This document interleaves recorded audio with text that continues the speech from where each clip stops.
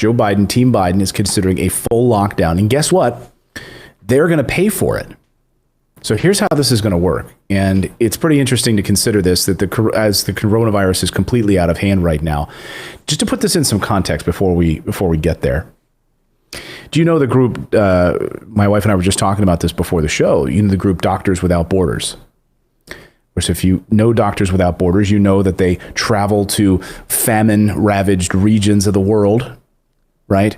Genocide-ravaged regions of the world to bring aid and assistance. I mean, these people do amazing work, right? Well, for the very first time, Doctors Without Borders is now being flown into the United States. Yeah. And according to one of the doctors, they landed and said, I can't believe we're landing on American soil. Like Doctors Without Borders, usually like in the Congo, is now in the United States. Think about that for a second. Things have gotten so bad with coronavirus in the United States that Doctors Without Borders is having to be flown in to help. El Paso having to set up all of these mobile morgues throughout Texas. It is bad. We showed you the numbers yesterday. 38 states have seen huge increases. The other few states have just held steady. Nothing is decreasing right now. And the argument is, look, we never had a full lockdown. Here's Neil Kashkari, one of the Fed chairs from Minnesota. Here's what he had to say about the lockdown and why we need an actual lockdown, because we never actually had one. Listen. So my biggest question around your plan is, haven't we already tried that? I mean, we did that a few months ago. It devastated the economy, worked a little bit for the virus, but then didn't crush it and numbers kept rising again. Why would we want to do that again?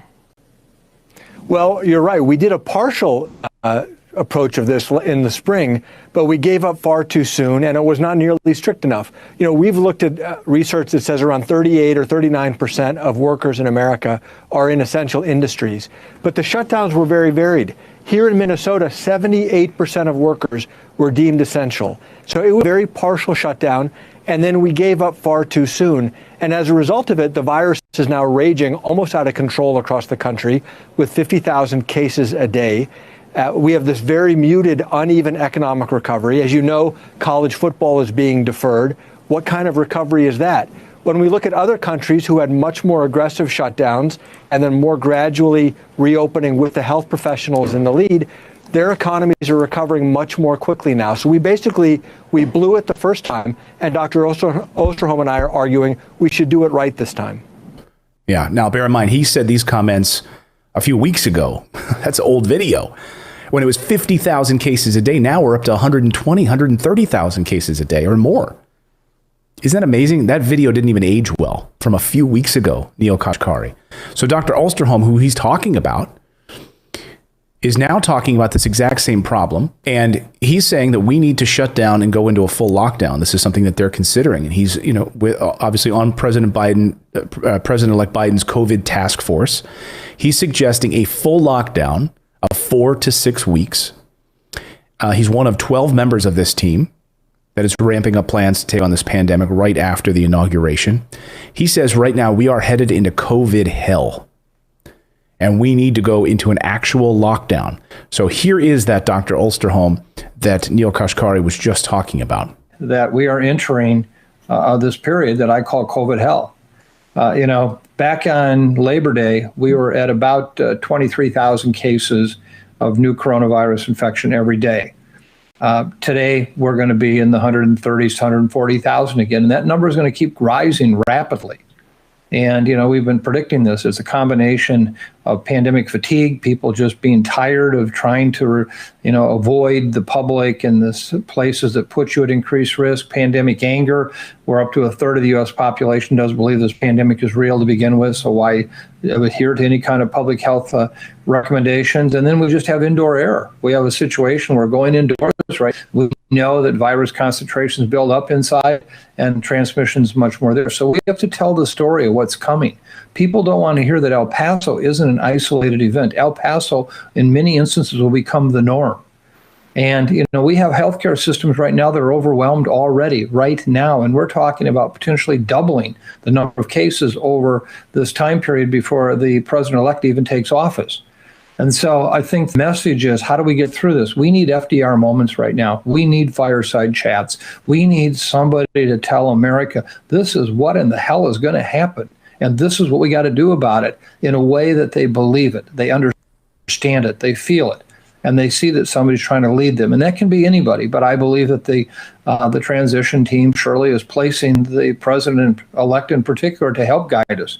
And yeah, good luck trying to get that from Trump right now, who's MIA, more interested in tweeting about conspiracy theories than being out at the podium and leading this country right now. Where is he? He's gone. In hiding.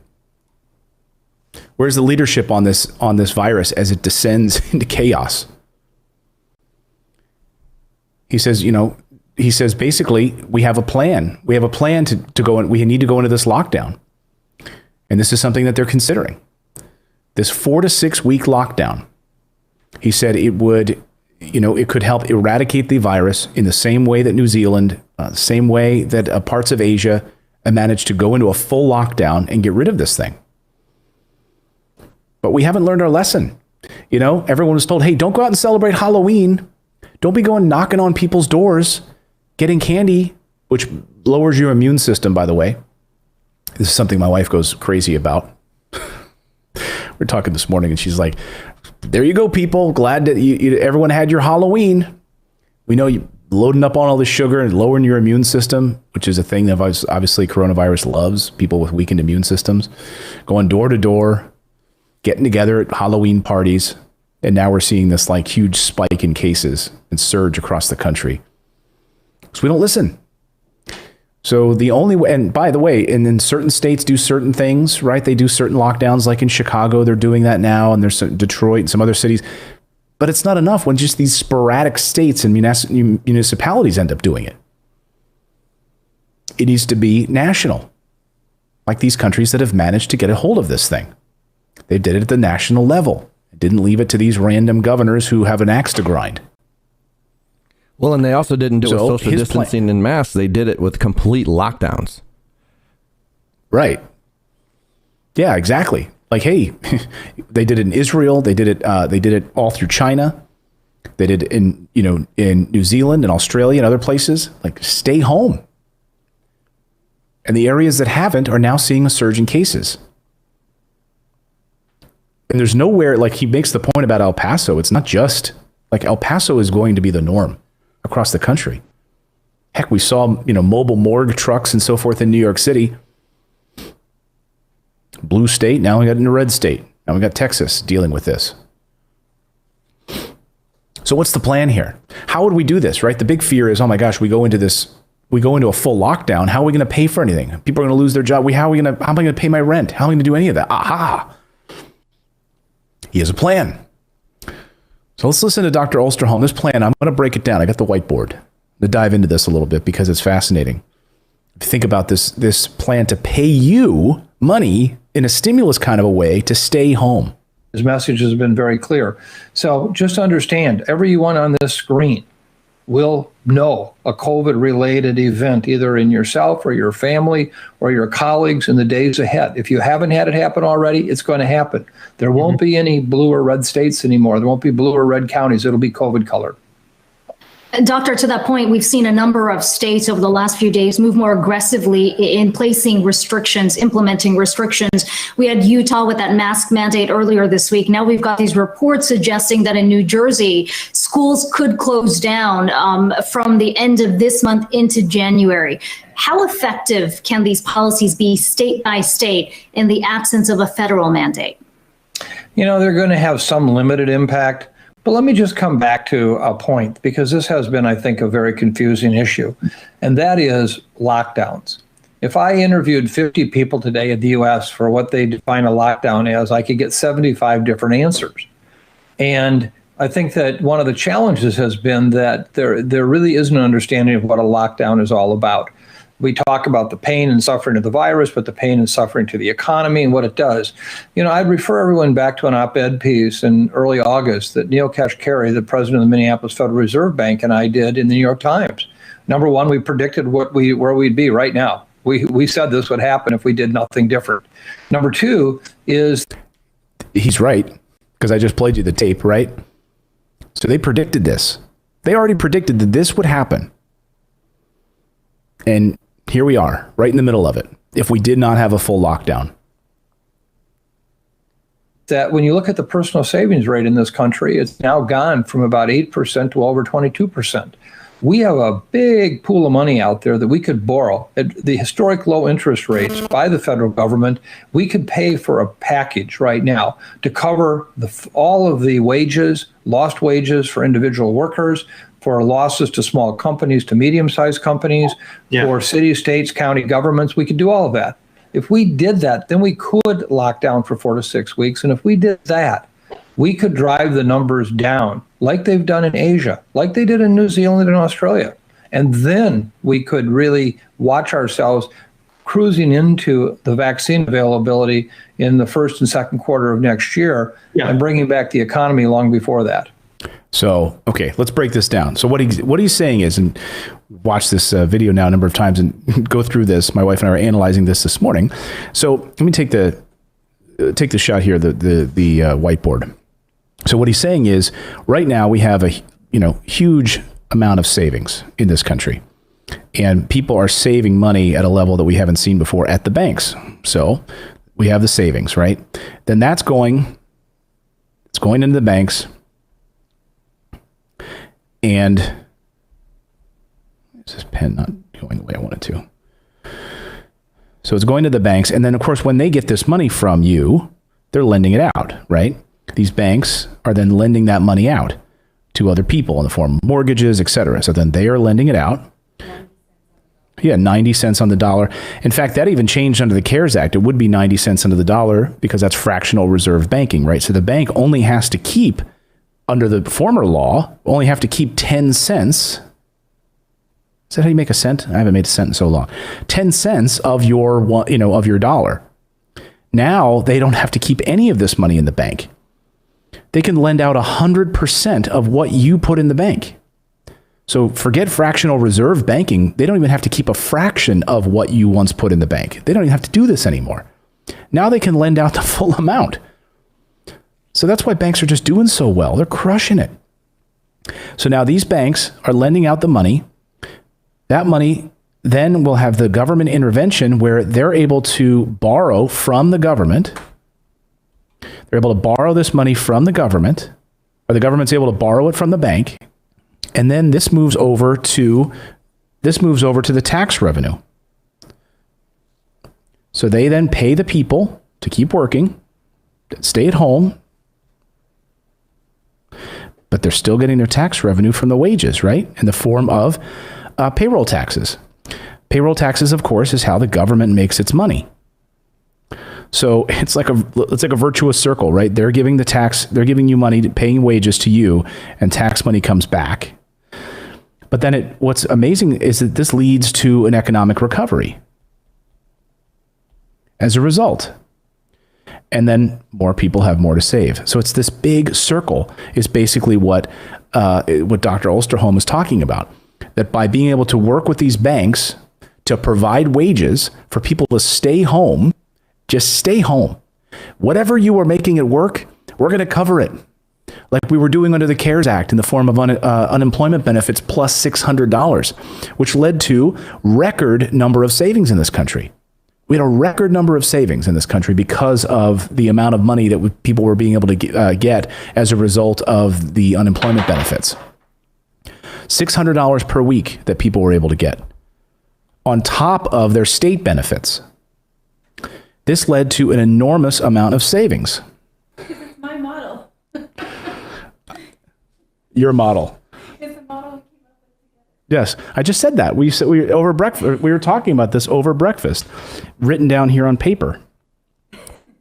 See? But it's a pretty fascinating model, isn't it? Because again, this is why Republicans and Democrats didn't want payroll tax cuts, because that's how the government makes money. I need to put my tablet in do not disturb mode next time. I cry foul too. My wife's texting me. I didn't see any graphs or pie charts Foul? on that. Oh, you didn't see any graphs? Yeah, I promised you graphs and pie charts. You did. Okay. Here, I'll make a new one. There you go. There's your graph. Okay. This is David's piece of the pie. That's for you. Nice. There's your little slice of the COVID money. What do you want? You want to say something? Okay, I just want to draw because if You can we talk into the don't, microphone. okay, if we don't have this piece Hold on, let me take the shot here. right here, Okay, turn it on the side a little bit. okay, Like this. Okay, do that. this is the piece that we're trying to solve. Because if COVID continues to rip through the economy, we won't have this from the government. The government will not consider any kind of, which is what we have now, no stimulus, right? Which means no taxable income, which means no economy here. And this is where it breaks down for everybody in this economic model, right? So then if you're the kind of person who is like, oh, but I have a job, it's okay, I can still work from home, you cannot live in a society with only half of this economy running. And that's right? what it's doing right That's now. that's why it matters for everybody. So I just wanted to point that out because it was an important piece of the modeling that we were doing this morning. Okay, bye everyone. Thank you. Yeah, so she's exactly right. So that part of it, that's where it's currently. Like you almost can divide it in half. There's your pie chart. But she makes a good point. So right now, this is the only section that's really functioning. Is this up here? And this whole thing has to work together for us to get out of this. And the beautiful thing is, look, when this is all lifted up, then everyone wins, right? The banks win, government wins, the people win because they're at home, and we win as a country with COVID on top of all of this, because this entire cloud of craziness that you have on your screen right here makes sense.